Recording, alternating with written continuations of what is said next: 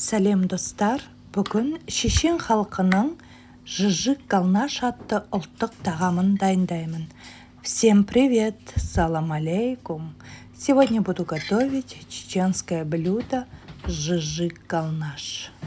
Здесь вкусное даже не мясо, а именно вот эти галушки.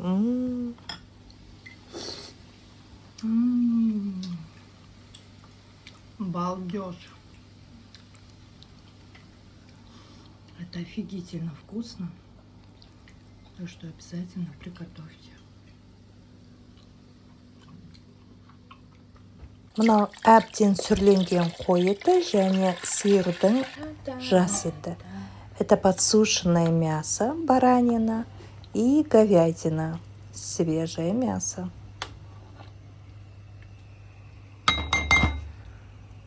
У нас всегда подсоленное мясо, поэтому солить не буду. А еще помните, я говорила, что в этом блюде мне больше всего нравятся галушки. А все потому, что они готовятся на бульоне. А бульон подсушенного мяса невероятно вкусный.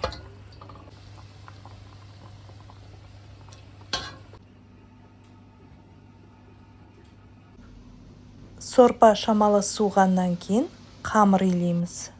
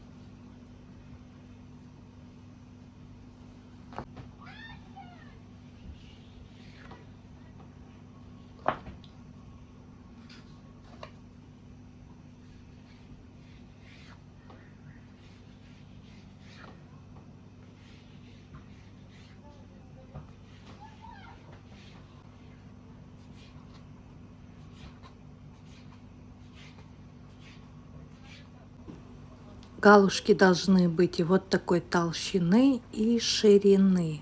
Примерно. Осындай кішкентай бауырсақ пішініндегі нанды қалай шиыршықтауды қазір мен сіздерге көрсетемін. А теперь внимание для тех, кто не умеет делать галушки. А это делается легко и просто. Вот так придавливаем с 3 пальцами и закручиваем, закатываем. В итоге получаются вот такие закрученные галушки. Мына нанды 3 саусақпен басамыз да сыдырып жібереміз. Сол кезде мынандай шиыршықталып шыға келеді. Адам жасағанда адам жасай алады демекші, жасай кәдімгідей машықтанып үйреніп аласың.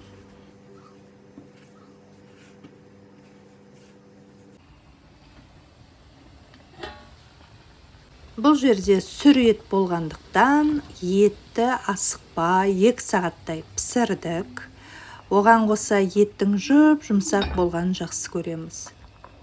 Варила мясо где-то 2 часа, так как мы очень любим, когда мясо мягкое. Ну, конечно, здесь подсушенное мясо, оно не будет таким мягким, но все равно варили 2 часа. Қайнап тұрған сорпаға мына нанымызды салып жібереміз. Сюда. Все галушки я отправила сюда. Сразу. Разом. На 10 минут. Ал мынау менің сүйікті соусым. Айранмен жасаймыз. Мінеки 200-300 граммдай айран, шамалы майонез қосамыз, укроп және чеснок. А это мой любимый соус на кефире. Кефир где-то 250 граммов. Немного майонеза. Обязательно добавляем укроп и чеснок. Этот соус подходит не только к галушкам, также прекрасно подходит к мантам, пельменям.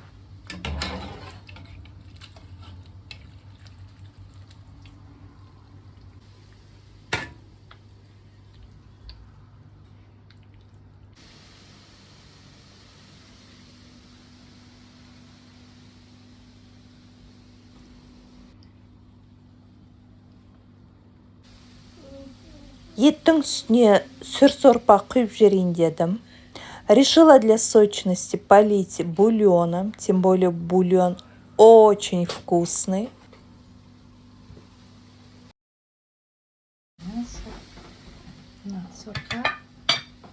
қазақ ауылында иісі осындай болып тұрады.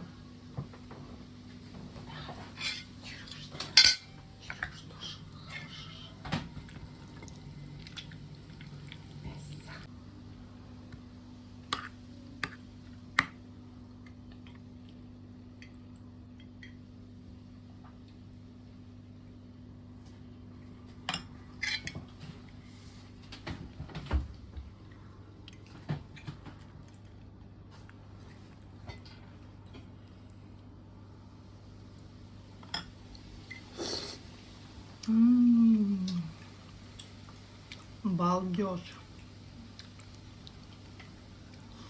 Это офигительно вкусно. Так что обязательно приготовьте.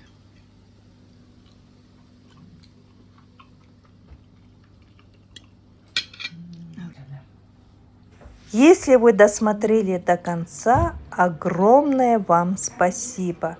Осы видеоны соңына дейін қараған болсаңыздар, сіздерге алғысымды білдіремін.